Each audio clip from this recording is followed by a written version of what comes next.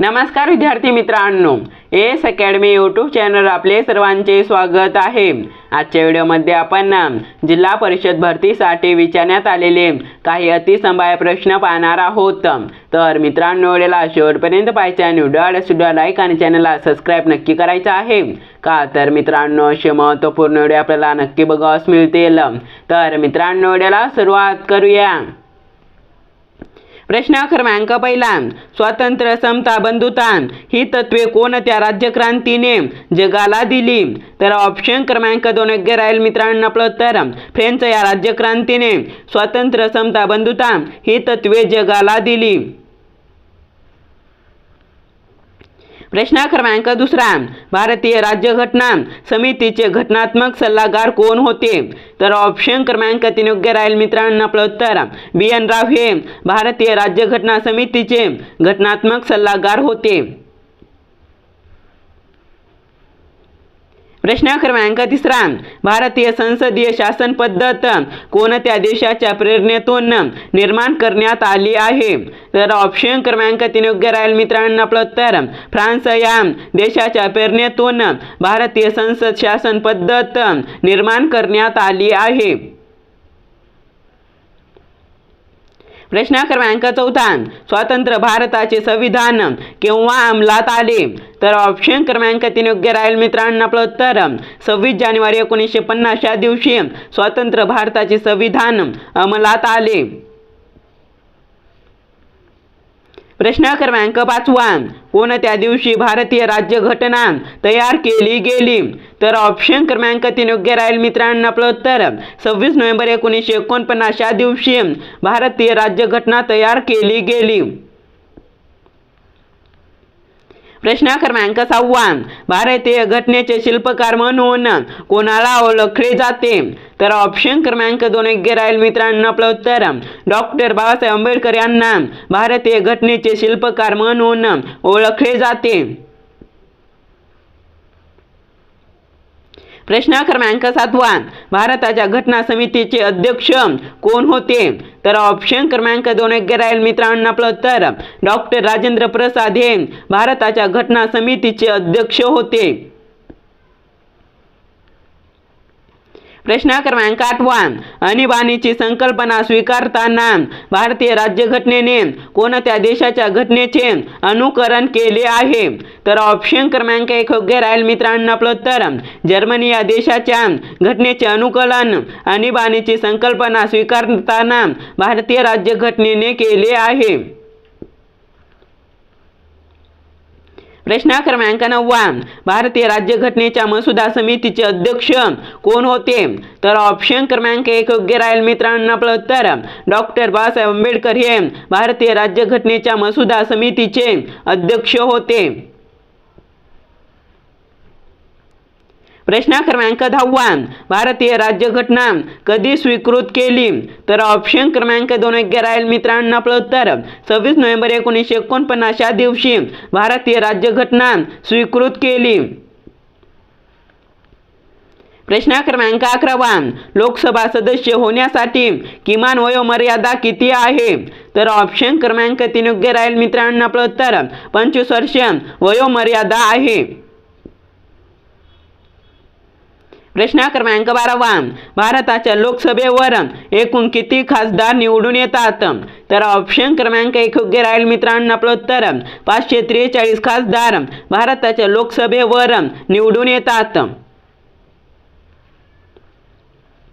प्रश्न क्रमांक 13, केंद्रीय कायदे मंडळातील कनिष्ठ सभागृह कोणते? तर ऑप्शन क्रमांक 1 योग्य राहील मित्रांनो आपलं उत्तर। लोकसभा हे केंद्रीय कायदे मंडळातील कनिष्ठ सभागृह आहे। प्रश्न क्रमांक 14, राज्यसभेचे पदसिद्ध अध्यक्ष कोण असतात? तर ऑप्शन क्रमांक 1 योग्य राहील मित्रांनो आपलं उत्तर। उपराष्ट्रपती हे राज्यसभेचे पदसिद्ध अध्यक्ष असतात। प्रश्न क्रमांक 15, नियोजन आयोगाचे पदसिद्ध अध्यक्ष कोण असतात?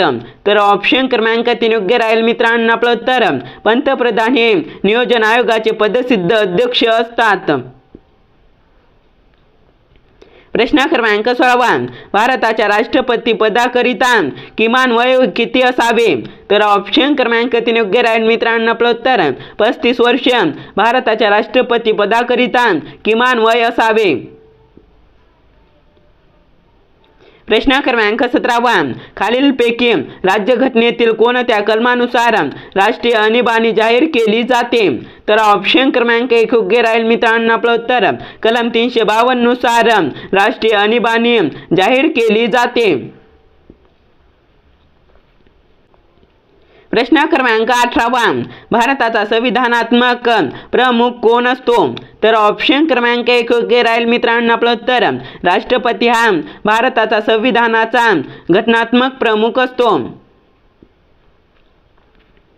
प्रश्न क्रमांक 19 देशाचा संपूर्ण राज्यकारभार कोणाच्या नावाने चालतो? तर ऑप्शन क्रमांक 2 योग्य राहील मित्रांनो. आपलं उत्तर महाराष्ट्रपती यांच्या नावाने देशाचा संपूर्ण राज्यकारभार चालतो. प्रश्न क्रमांक 20 संघराज्याच्या कार्यकारी मंडळात खालीलपैकी कोणाचा समावेश करता येणार नाही? तर ऑप्शन क्रमांक 2 योग्य राहील मित्रांनो. आपलं उत्तर सरन्यायाधीशांचा संघराज्याच्या कार्यकारी मंडळात समावेश करता येणार नाही. प्रश्न क्रमांक 21 राज्यसभा किती वर्षानंतर विसर्जित होते? तर ऑप्शन क्रमांक 4 योग्य राहील मित्रांनो. आपलं उत्तर यापैकी नाही.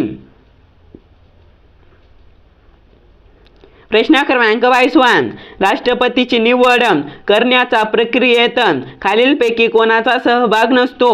तर ऑप्शन क्रमांक 4 योग्य राहील मित्रांनो. आपलं उत्तर विधान परिषद सदस्य यांचा सहभाग राष्ट्रपतीची निवड करण्याच्या प्रक्रियेत नसतो.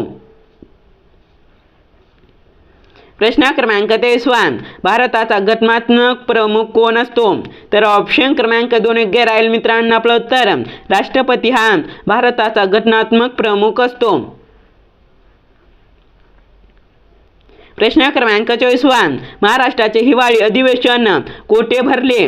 तर ऑप्शन क्रमांक 3 योग्य राहील मित्रांनो. आपलं उत्तर नागपूर येथे महाराष्ट्राचे हिवाळी अधिवेशन भरले. प्रश्न क्रमांक 25 केंद्रीय मुख्य निवडणूक आयुक्तांची नियुक्ती कोण करतो? तर ऑप्शन क्रमांक 1 योग्य राहील मित्रांनो. आपलं उत्तर राष्ट्रपती हा केंद्रीय मुख्य निवडणूक आयुक्तांची नियुक्ती करतो. प्रश्न क्रमांक 26 भारतातील सर्वात मोठा धबधबा कोणत्या राज्यात आहे? तर ऑप्शन क्रमांक 1 योग्य राहील मित्रांनो. आपलं उत्तर कर्नाटक या राज्यामध्ये भारतातील सर्वात मोठा धबधबा आहे. प्रश्न क्रमांक 27 भारतात शिलालेखांचा सर्वात जास्त संग्रह कोठे केलेला आहे? तर ऑप्शन क्रमांक 1 योग्य राहील मित्रांनो. आपलं उत्तर म्हैसूर येथे भारतात शिलालेखांचा सर्वात मोठा संग्रह केला आहे. प्रश्न क्रमांक 28 राष्ट्रपतींना घटनेच्या कोणत्या कलमानुसार माफीचा अधिकार आहे? तर ऑप्शन क्रमांक 4 योग्य राहील मित्रांनो. आपलं उत्तर कलम 72 नुसार राष्ट्रपतींना माफीचा अधिकार आहे. प्रश्न क्रमांक 29 महाराष्ट्र विधान परिषदेमध्ये एकूण किती सदस्य आहेत? तर ऑप्शन क्रमांक 3 योग्य राहील मित्रांनो. आपलं उत्तर 78 सदस्य महाराष्ट्र विधान परिषदेमध्ये आहेत. प्रश्न क्रमांक 30 ताडोबा अंधारी व्याघ्र प्रकल्प कोणत्या जिल्ह्यात आहे? तर ऑप्शन क्रमांक 3 योग्य राहील मित्रांनो. आपलं उत्तर चंद्रपूर या जिल्ह्यामध्ये ताडोबा अंधारी व्याघ्र प्रकल्प आहे. व्हिडिओ आवडल्यास लाईक आणि चॅनलला सबस्क्राईब नक्की करा मित्रांनो. आपण भेटूया नेक्स्ट व्हिडिओमध्ये.